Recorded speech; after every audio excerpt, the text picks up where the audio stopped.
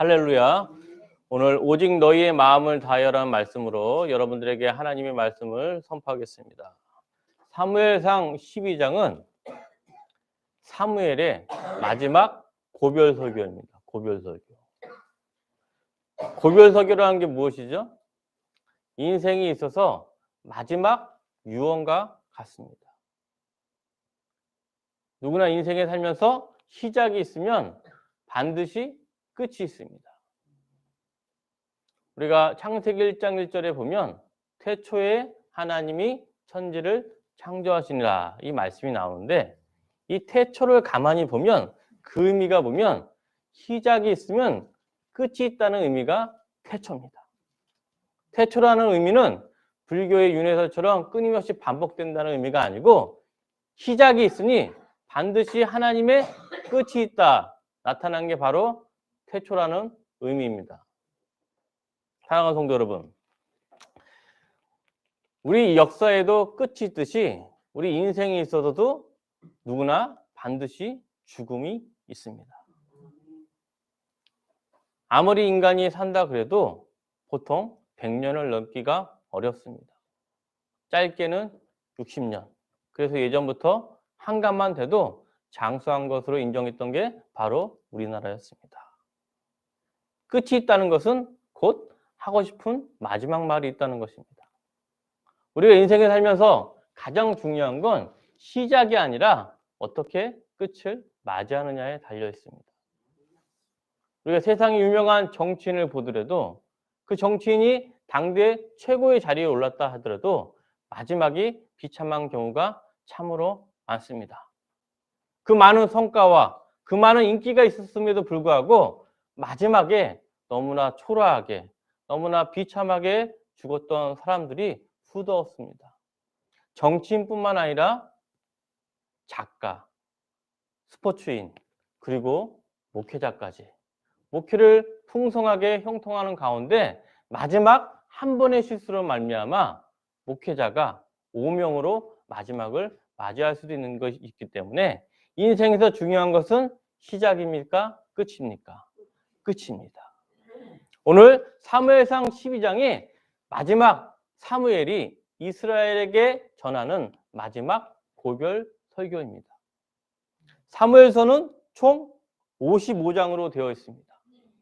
사무엘상이 31장, 사무엘하가 24장, 총 더하면 사무엘서는 55장으로 되어 있는데, 이 55장이 대하 서사극인데 이 몇 부까지 있냐? 총 3부작으로 되어 있습니다. 1부는 뭐냐? 사무엘상 1장부터 12장까지 한나의 기도로 시작해서 사무엘의 고별 설교가 1부가 마무리가 됩니다. 1부가 서론인데 2부는 무엇이냐? 사무엘상 13장부터 31장, 사무엘상 마지막 31장이 2부인데 2부는 본격적으로 다루는 게 뭐냐면 사울의 통치와 죽음입니다. 마지막 3부는 사무엘하 1장부터 사무엘하 24장까지 다윗의 통치와 다윗의 말년으로 이 총 대하 역사 서사가 총 몇 부로 되어 있다고요? 3부작으로 되어 있어요. 지금은 요즘에는 드라마를 보니까 몇 부 안 하고 시즌을 하더라고요. 그래서 지금은 사무엘서는 시즌 1, 시즌 2, 시즌 3 총 3부작으로 되어 있습니다. 몇 부작이요? 3부작. 그러니까 1부 지금 시즌 1의 마지막이 뭐라고요? 사무엘상 12장, 사무엘의 고별 설교입니다. 사무엘이 한나의 기도로 말미암아 드라마틱하게 엘리 제사장을 대체하고 드라마틱하게 미스바의 성회로 말미암아 이스라엘의 마지막 선지자이자 마지막 사사 역할을 했던 게 바로 사무엘인데, 사무엘이 마지막 설교를 할 때 얼마나 할 말이 많았겠습니까? 인생에 살면서 사무엘이 수많은 환난과 어려움 속에서도 하나님을 끝까지 잡았던 비결에 대해서 사무엘은 오늘 마지막으로 설교하고 있습니다. 사랑하는 성도 여러분, 사무엘상이 누구의 마지막 설교라고요? 사무엘의 마지막 설교가 사무엘상 12장인데 우리 모세의 마지막 설교가 나타난 게 무엇이냐? 모세 오경 중에서 신명기서가 전체가 모세의 마지막 설교입니다. 신명기서는 모세의 마지막 설교인데 몇 편이 있느냐? 총 3편이 있어요. 신명기서 전체가 모세의 설교, 몇 부작 설교라고요? 3부작 설교로 돼 있어요. 근데 신명기가 왜 중요하냐면 신명기가 성경 사상의 모든 틀을 만들고 있어요. 우리나라의 국회에서 제일 중요한 법이 우리나라에서 제일 중요한 법이 무엇이냐면 헌법이에요. 헌법. 헌법을 통해서 법률이 나오고 명령이 나오고 조례 규칙이 나오듯이 나라의 근간을 이루는 법이 무슨 법이죠? 우리나라에서 헌법이에요. 헌법. 그래서 헌법이 바뀌면 공화국이 바뀌어요. 지금이 무슨 경우 공화국이냐면 육공화국이에요. 헌법이 5번 바뀌었다는 거예요. 헌법이 바뀌면 공화국이 바뀌어요. 마찬가지로 그만큼 헌법이 나라의 가장 중요한 원리이자 근간을 담아지고 있는데 성경 66권의 근간의 원리가 어디에서 나온다고요? 그럼요? 신명기. 신명기가 큰 법이 돼서 사무엘이나 이사야나 에레미야나 이스라엘을 질책을 할 때 어떤 근거 법을 두고 하냐? 신명기 법을 가지고 선지자 역할을 하는 거예요. 그래서 여러분들이 이제 사무엘서, 상하서가 제일 끝나면 그 다음에 강의 설교는 뭘 하겠습니까? 신명기를 할 거예요. 신명기. 미리 제가 예고편을 한 거예요. 신명기를 알아야지 성경에 도달하는 원리를 알 수가 있어요. 사랑하는 성도 여러분, 신명기가 무엇이라고요? 모세의 고별 설교가 신명기예요. 근데 이게 왜 중요하냐면 사무엘상 12장에 나온 내용은 어디에서 근거를 가지고 얘기하냐면 신명기서를 통해서 마지막 고별 설교를 사무엘이 하고 있습니다. 사랑하는 성도 여러분, 동산교에서 김영태 담임 목사님이 자기 생각을 말하나요? 성경에 있는 말씀을 가지고 설교를 하나요? 성경에 있는 말씀을 가지고 설교하듯이 사무엘서에 나온 사무엘이 마지막 설교를 할 때 신명기의 말씀을 근거로 해서 마지막 설교를 하는 거예요. 지금의 예배드리는 원리하고 정확히 일치를 하게 됩니다. 근데 신명기서가 왜 중요하냐면 얘기를 계속 하겠지만 신약 성경에서 구약 성경을 인용을 참 많이 해요. 신약 성경은 뭐냐? 구약 성경의 주석이에요. 구약 성경의 의미를 더 사람에 맞게, 더 세세하게, 더 명확하게 설명한 주석서가 뭐라고요? 신약 성경인데 신약 성경에서 가장 많이 주석하고 가장 빈번히 나오는 말씀이 뭐냐? 신명기서예요. 신명기서가 가장 많이 신약에서 구약의 말씀을 인용을 했어요. 물론 이사야서나 시편도 있지만 가장 많이 인용되고 예수님이 가장 말씀하신 내용이 바로 무엇이라고요? 신명기서. 그 신명기 말씀을 잘 알아야지 성경의 근간, 뿌리가 튼튼해질 수가 있어요. 왜 그러냐? 신명기서의 근간은 또 뭐냐면 십계명이에요. 십계명을 가지고 그것을 사람들에게 더 이해하기 쉽고 풍성히 만든 게 바로 신명기서이기 때문에 신명기서는 또 뭐냐? 십계명의 확장판이에요. 하나님은 이렇게 치밀하게 계획을 세운 다음에 창조를 하셨어요. 십계명을 바탕으로 신명기 율법을 선법을 만들고 그 율법을 통해서 전체 66권이 돌아가게 하는 뿌리를 만든 게 바로 하나님이십니다. 그러한 원리를 가지고 성경을 읽을 때 성경을 읽으면서 큰 습을 볼 수가 있어요. 우리가 이단이나 제가 누누이 강조하지만 교회 밖에서 성경을 공부하게 되면 이러한 원리를 알기가 어려워요. 왜 그렇죠? 이단은 큰 숲을 보는 게 아니고 자기의 필요한 성경 말씀만 발췌하기 때문에 성경의 원 목적보다 다른 것으로 이탈할 수가 있어요. 왜? 이런 원리를 모르니까. 제가 방금 드렸던 이러한 원리는 교회 안에서 올바른 목사님 안에서 배울 때 알 수가 있지 이단들이나 다른 성경을 아무리 반복해서 읽는다 그래도 이러한 큰 원리를 성령님이 알려주지 않으면 절대 알 수가 없습니다. 그러한 원리를 가지고 신명기서를 압축한 내용이 바로 사무엘상 12장 고별설교입니다. 그럼 사무엘상 12장 1절 한번 읽겠습니다. 사무엘상 12장 1절부터 2절 우리 배경 한번 보겠습니다. 사무엘상 12장 1절부터 2절입니다. 시작. 사무엘이 온 이스라엘에게 이르되 보라 너희가 내게 한 말을 내가 다 듣고 너희의 왕을 세웠더니 이제 왕이 너희 앞에서 출입하느니라. 보난 나는 늙어 머리가 휘어졌고 내 아들들도 너희와 함께 있느니라. 내가 어려서부터 오늘까지 너희 앞에 출입하거니와. 아멘. 이제 그 유명한 선지자 사무엘이 마지막 때가 오서 어떻게 됐냐? 사무엘이 나이가 먹고 이 머리가 휘어져서 하나님이 주신 사역이 마무리할 때가 다가옵니다. 저도 언젠가는 이 사역이 이제 시작을 했지만 저도 마무리가 되고 여기 계신 권사님과 집사님도 주님이 주신 사역이 마무리할 때가 옵니다. 근데 마무리할 때가 중요해요. 하나님의 진리를 끝까지 마음에 붙잡고 간 사람은 마무리가 올 때 영적인 권세가 있어요.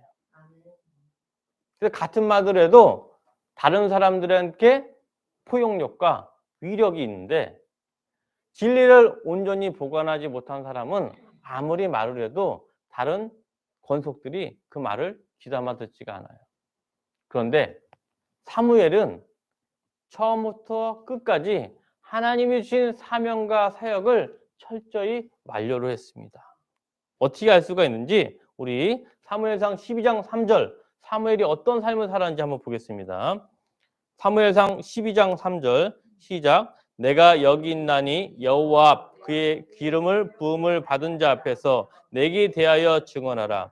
내가 누구의 소를 빼앗았느냐? 누구의 나귀를 빼앗았느냐? 누구를 속였느냐? 누구를 압제하느냐? 내 눈을 흐리게 하는 뇌물을 누구의 손에서 받았느냐? 그리하였으면 내가 그것을 너에게 갚으리라 하니.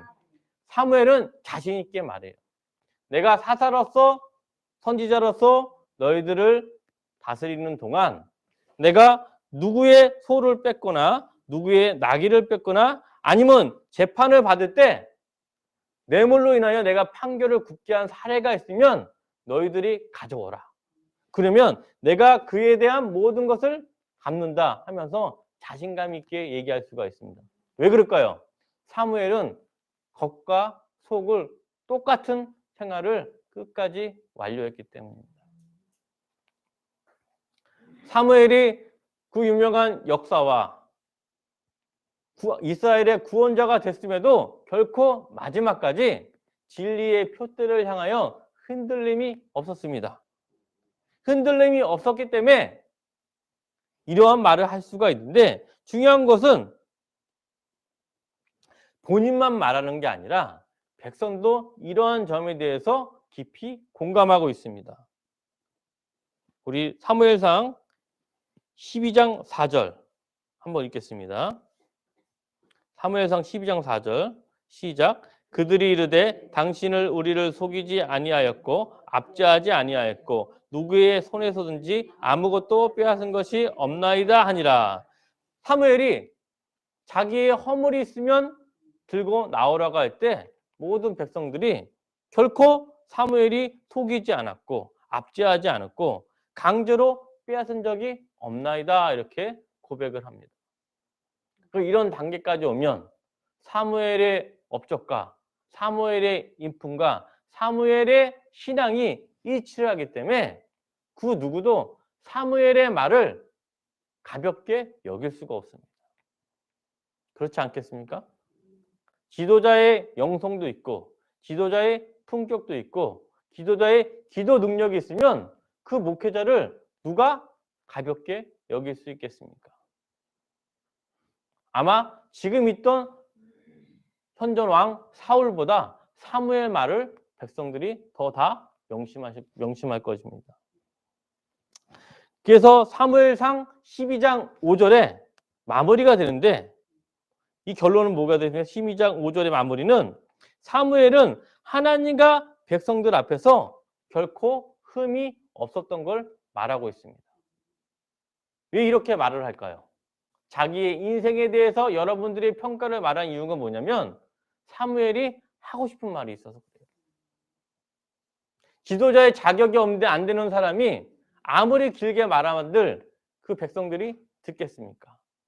이 말은 사무엘상 12장 1절부터 5절까지 첫 번째 단락의 말은 내가 너희에게 깊은 하고 싶은 말이 있으니 나는 말에 맞게 지금까지 행동을 해왔으니 내 말을 명심하라는 하나의 의중이 나타나 있습니다.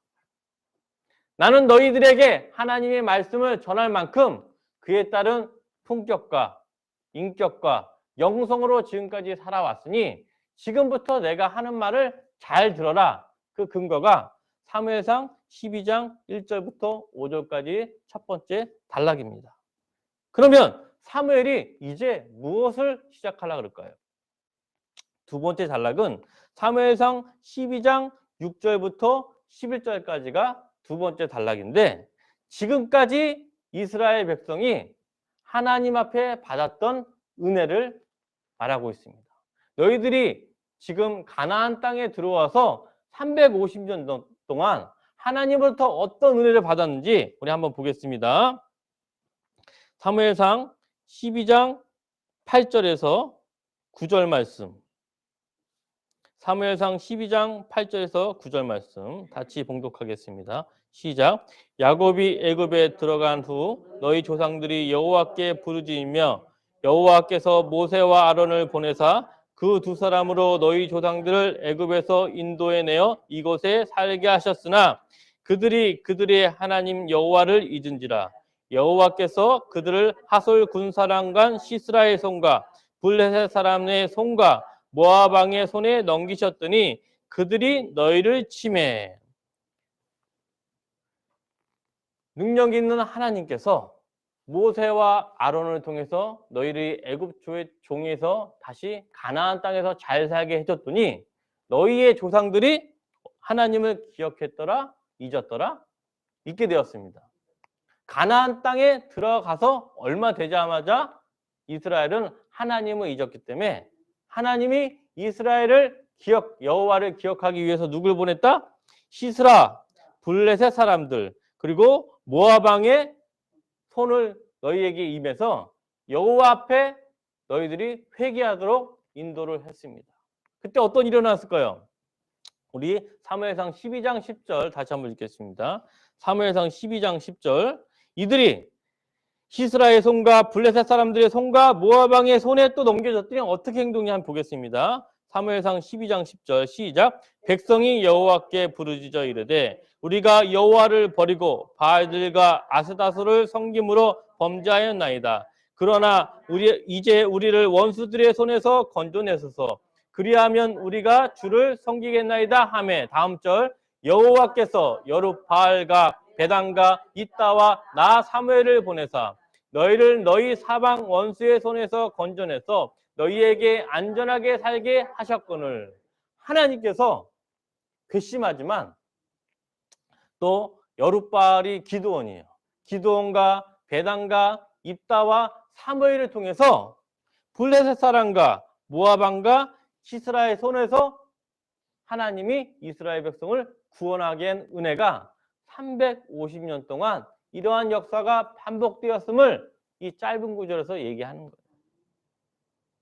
너희들이 하나님이 그렇게 사랑을 입었음에도 불구하고 수백 년 동안 너희들이 잘 살면 여호와를 잊어버리고 고난 받으면 부르짖었을 때 여호와께서 그 부르짖음을 들었다 안 들었다? 들었다. 그것도 한두 번이 아니라 여러 번을 들었음에도 불구하고 너희들을 지금 안전하게 인도하셨다. 여호와 하나님은 너희들의 부르짖음을 답하는 하나님이었다. 너희는 그러한 큰 은혜를 입었다 하고 두 번째 단락을 마무리하고 있어요. 이스라엘이 뭐라 했어요? 하나님의 은혜와 하나님의 구원을 은총을 입었던 자가 바로 이스라엘이었습니다. 그런데 그러한 은혜와 구원을 받았음에도 이스라엘이 하나님을 기억했을까요? 잊어버렸을까요? 또 잊어버리는 사건이 나오는데 어떻게 하느냐? 사무엘상 12장 12절 한번 읽겠습니다. 사무엘상 12장 12절 시작. 너희가 암몬 자손의 왕 나하스가 너희를 치러옴을 보고 너희의 하나님 여호와께서는 너희의 왕이 되심에도 불구하고 너희가 내게 이르기를 아니라 우리를 다스릴 왕이 있어야 하겠다 하였도다. 하나님이 가장 마음이 아픈 사건이 있었어요. 뭐냐?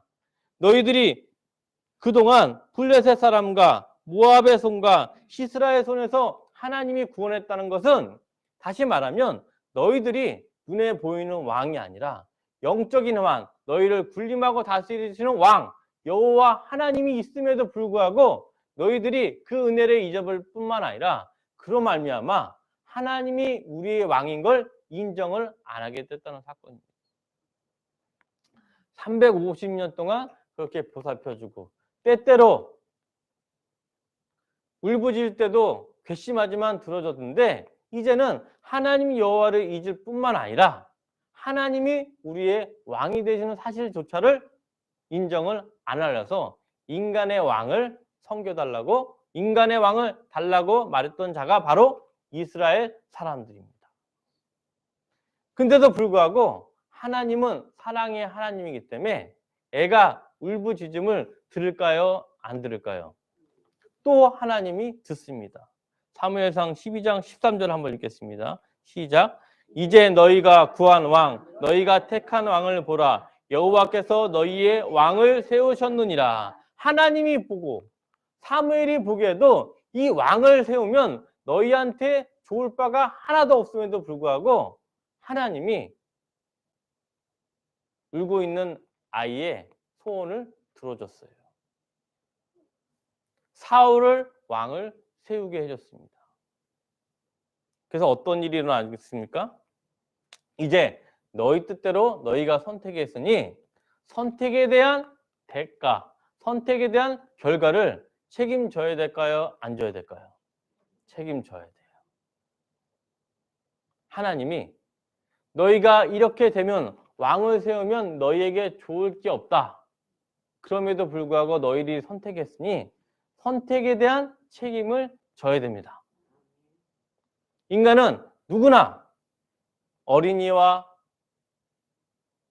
장년층에 관계없이 본인의 선택에 대한 결과는 책임을 져야 돼요. 그래서 어떤 선택을 하게 되냐? 하나님이 언약을 맺습니다. 어떤 언약을 했는지 우리 한번 보겠습니다. 사무엘상 12장 14절부터 15절 말씀. 언약을 맺습니다. 왕을 세운 다음에 사무엘상 12장 14절부터 15절 말씀 우리 같이 봉독하겠습니다. 너희가 만일 여호와를 경외하여 그를 섬기며 그의 목소리를 듣고 여호와의 명령을 거역하지 아니하며 또 너희와 너희를 다스리는 왕이 너희의 하나님 여호와를 따르면 좋겠지만은 너희가 만일 여호와의 목소리를 듣지 않고 여호와의 명령을 거역하면 여호와의 손이 너희의 조상들을 치신 것 같이 너희를 치실 것이라. 너희 선택대로 왕을 세워줬는데 너희가 만약 너희 왕과 너희가 여호와를 경외하면 생명의 길로 가게 되지만 너희가 만일 여호와의 목소리를 듣지 않고 여호와의 명령을 거역하면 어디로 간다? 사망의 길로 가게 된다. 너희 선택에 대한 결과를 책임을 져야 된다. 하나님이 언약을 맺습니다. 그럼에도 불구하고 이스라엘 사람들은 왕을 선택하는 것에 대해서 주저하지 않습니다. 그래서 하나님이 이 선택에 대한 결과에 대한 상징이 나오는데 어떤 상징을 통해서 언약을 맺는지 한번 보겠습니다. 사무엘상 12장 17절 읽겠습니다. 사무엘상 12장 17절 시작. 오늘은 밀 베는 때가 아니냐. 내가 여호와께 아뢰니니 여호와께서 우리와 비를 보내사 너희가 왕을 구한 일 곧 여호와의 목전에서 범한 죄악이 큼을 너희에게 밝히 알게 하시리라. 너희가 이러한 선택에 대한 결과 왕을 구한 일에 대한 결과로 언약을 맺었으니까 너희들의 여호와의 명령을 거역하면 사망의 길로 가고 여호와의 명령을 끝까지 지키면 하나님이 너희를 일으킨다는 말씀이 상징이 뭐냐? 우레와 비를 보낸다 라고 했는데 끝나자마자 어떤 일이 벌어졌는지 한번 보겠습니다. 12장 18절 시작. 이에 사무엘이 여호와께 아뢰매 여호와께서 그날에 우레와 비를 보내시니 모든 백성이 여호와 사무엘을 크게 두려워하니라. 이 언약이 끝나자마자 하나님이 언약에 대한 도장을 딱 찍습니다. 뭐요? 우레와 비를 통해서 언약 계약서에 도장을 탁 찍어서 이제 체결이 돼 버렸어요. 너희들이 원하는 대로 왕을 보내주고 단 선택에 대한 결과는 너희가 책임을 져야 된다 하면서 도장을 찐 게 뭐예요? 우레와 비를 통해서 언약이 성립이 됐습니다. 한번 언약이 성립이 되면 그 언약은 파기가 될까요? 안 될까요? 안 돼요. 하나님과 언약을 맺은 순간 그 언약은 파기할 수가 없어요. 꼭 반드시 지켜야 됩니다. 다시 말하면 여호와의 명령을 잘 따를 때는 상관이 없지만 여호와를 잊고 여호와의 명령을 거역하면 어떻게 된다? 사망으로 이르게 된다는 언약이 성립이 됐습니다.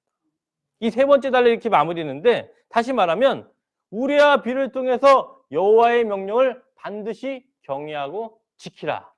이게 바로 세 번째 사무엘이 전하는 말입니다.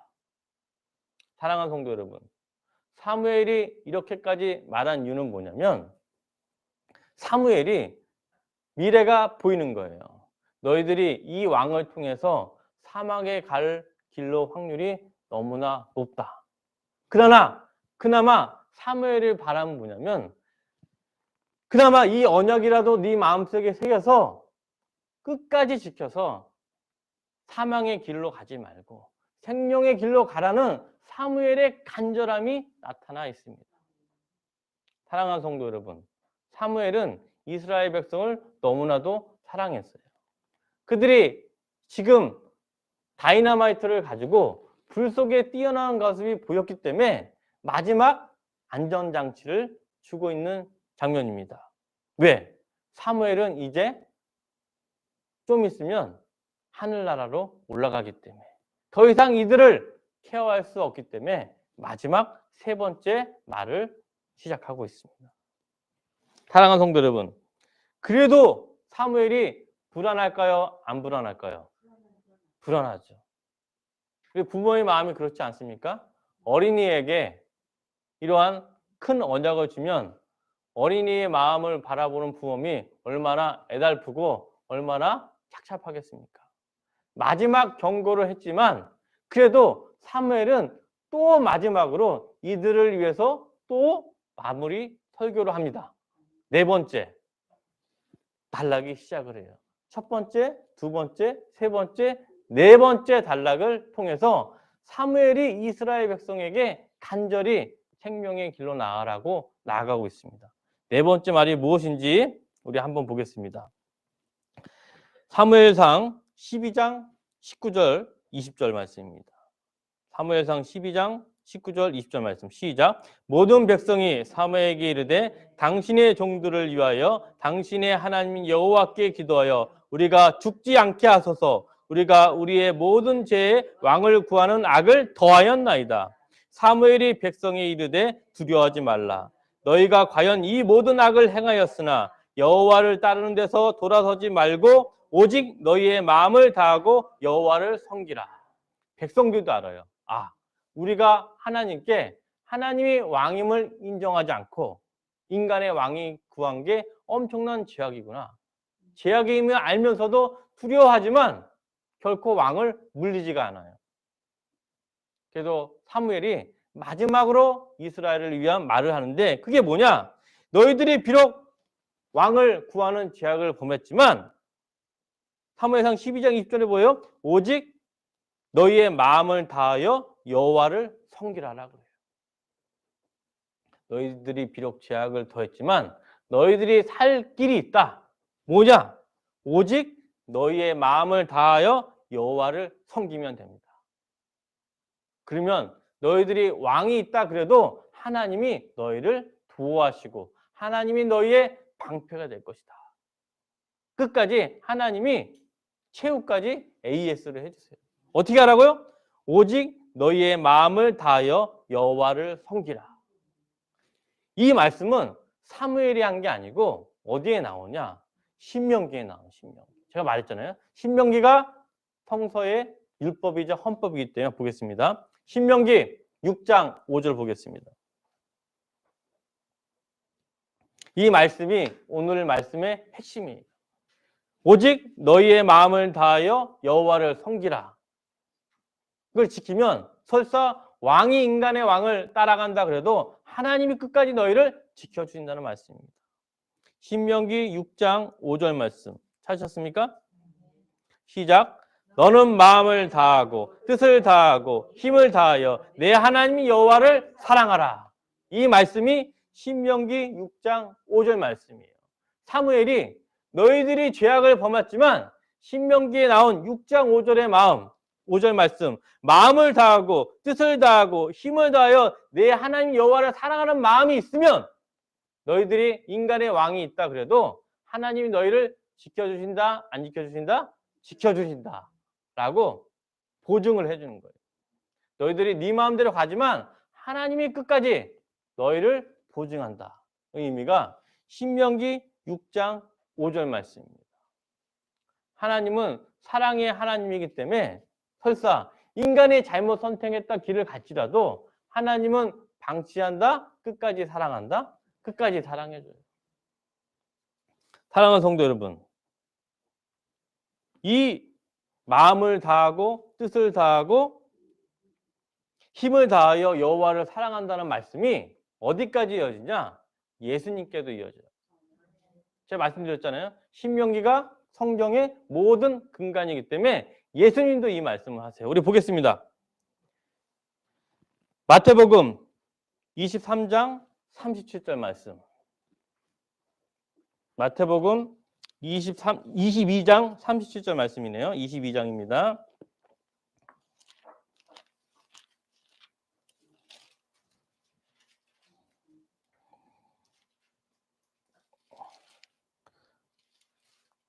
끝까지 읽겠습니다. 마태복음 22장 36절부터 38절 한번 읽겠습니다. 마태복음 22장 36절부터 38절 말씀 찾으셨습니까? 시작. 선생님, 율법 중에서 어느 계명이 크시니까? 예수께서 이르시되 내 마음을 다하고 목숨을 다하고 뜻을 다하여 주 너희 하나님을 사랑하라 하셨으니 이것이 크고 첫째 되는 계명이요. 여기까지. 첫째 계명이 뭐라고요? 내 마음을 다하고 목숨을 다하고 뜻을 다하여 주 너희 하나님을 사랑하라.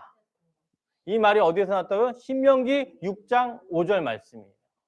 신명기 말씀이 사무엘에게 이어지고 사무엘에게 이어진 말씀이 누구냐? 예수 그리스도까지 이어집니다. 이게 바로 하나님의 말씀입니다. 너희들이 비록 설사 왕을 선택해서 왕의 길과 함께 갈지라도 하나님을 대해서 마음을 다하고 목숨을 다하고 뜻을 다하여 주 너희 하나님을 사랑하는 마음이 있으면 설사 인간의 왕을 따라간다 그래도 하나님이 너희를 함께 하시고 지켜주신다는 의미입니다. 근데 성경은 무슨 구조라고 했죠? 제가 눈을 강조하지만 이중 구조예요. 하나님의 마음을 다하면 생명의 길로 가지만 그 반대편 경우가 있을까요? 없을까요? 있습니다. 마지막이 중요해요. 마지막에 사무엘이 좋은 말을 하지만 마지막 때 경고를 하는 거예요. 어떻게 되냐? 우리 사무엘상 12장 25절 마지막이 이렇게 끝납니다. 사무엘상 12장 25절 말씀. 이중구조예요. 성경은 사망의 길과 생명의 길에 이중구조로 되어 있어요. 사무엘상 12장 25절 말씀. 시작.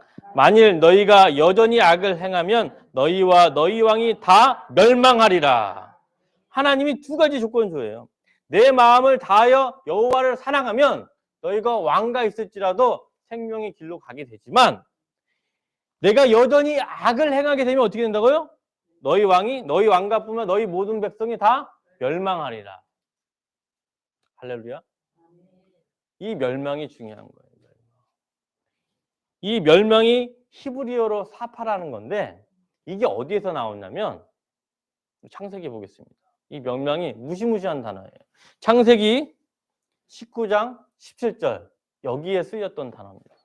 창세기 19장 17절 말씀. 멸망이라는 게 단순히 사망 이 정도가 아니에요.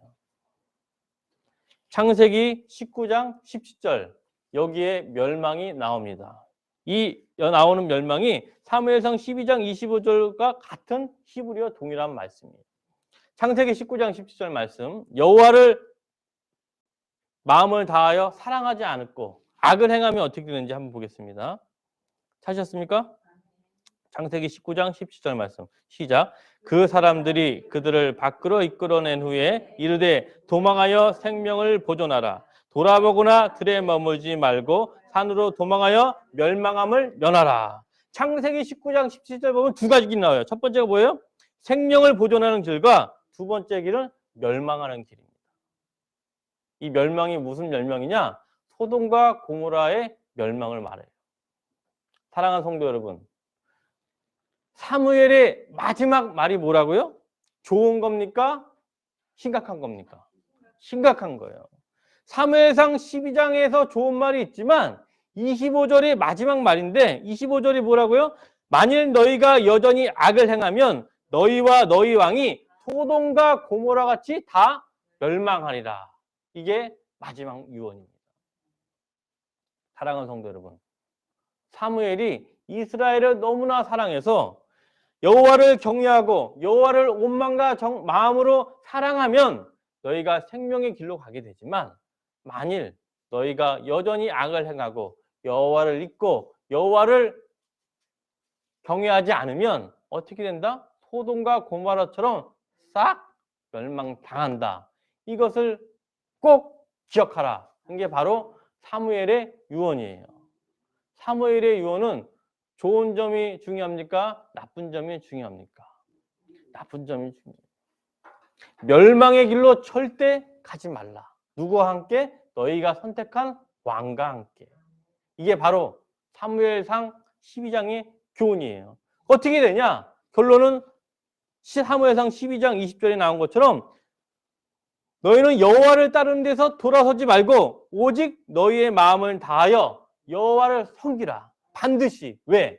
너희가 만약 악을 행하고 여호와를 섬기지 않으면 누구와 같이? 소돔과 고모라와 같이 멸망한다. 그런 의미를 쓰였습니다.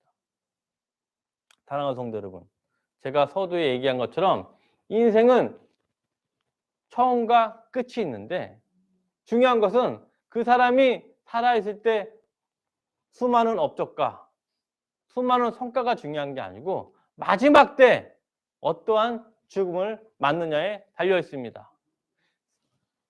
생명으로 보존하게 되는 길을 가게 됐지 멸망으로 달려가는 길이 됐지 멸망으로 가게 되면 그게 과거에 살았던 수많은 찬란했던 전성기는 아무 의미가 없습니다. 그러면 오직 너희의 마음을 다하여 하나님을 사랑하려 그러면 우리가 어떻게 해야 됩니까? 그 방법이 성경에 있을까요? 없을까요? 있습니다. 한번 보겠습니다. 마지막 여러분들이 오늘 마음에 새길 말씀이에요. 오직 너희의 마음을 다하여 여호와를 사랑하는 방법이 신약 성경에 정확히 있습니다. 빌립보서 2장 12절 말씀. 오직 너희의 마음을 다하여 여호와를 사랑하는 방법이 빌립보서에 있습니다. 빌립보서 2장 12절 말씀.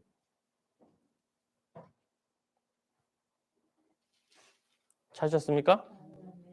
시작. 그러므로 나의 사랑하는 자들아 너희가 나 있을 때뿐 아니라 더욱 지금 나 없을 때에도 항상 복종하여 두렵과 떨림으로 너희 구원을 이루라.